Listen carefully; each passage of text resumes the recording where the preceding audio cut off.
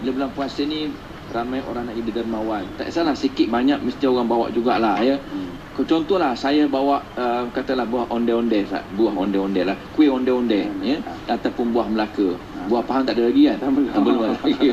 Ustaz create lah sikit lah kira-kira. Okey, ni buah Melaka ataupun onde-onde. Saya pun bawa lah Ustaz.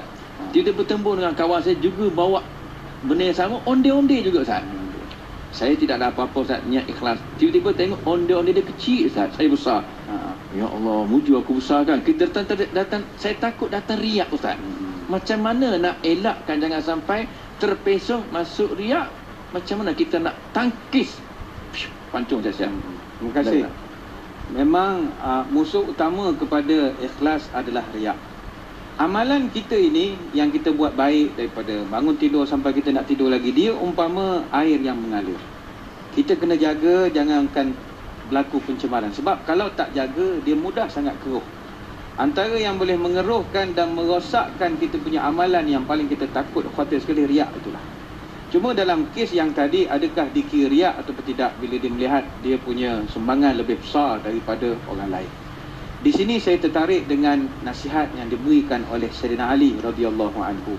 Sayyidina Ali mengatakan bahawa riak ini dalam beramal ada 4. Ada 4 orang riak dalam beramal. Pertama dia kata Sayyidina Ali, yaksal idza kana wahdah. Kalau dia ibadah seorang-seorang, dia sangat malas. Sebagai contoh, bila dia mengaji Quran seorang-seorang, dia malas.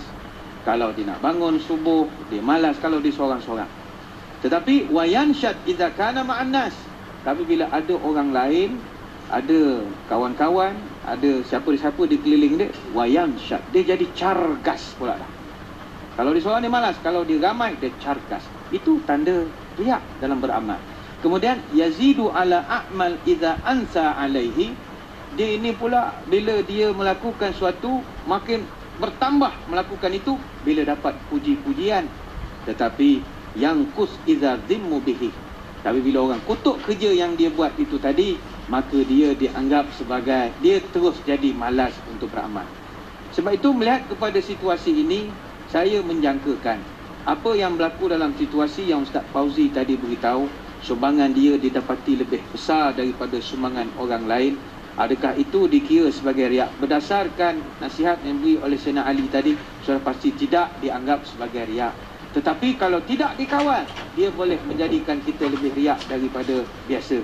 Apa sebab? Bila kita melihat sumbangan kita lebih besar, pertama kita nak merasa ini syukur kehadrat Allah bahawa kita berjaya mengorbankan sumbangan lebih besar daripada orang lain. Tetapi ketika bisikan syaitan itu berlaku, cuma ingat nasihat yang kita dah berikan, jangan sampai berhenti beramal. Teruskan saja beri sumbangan onde-onde atau buah Melaka, atau orang Bacok panggil kuih apa, kekoh cang. Mana dia kekoh cang keluar gula merah tu bukan?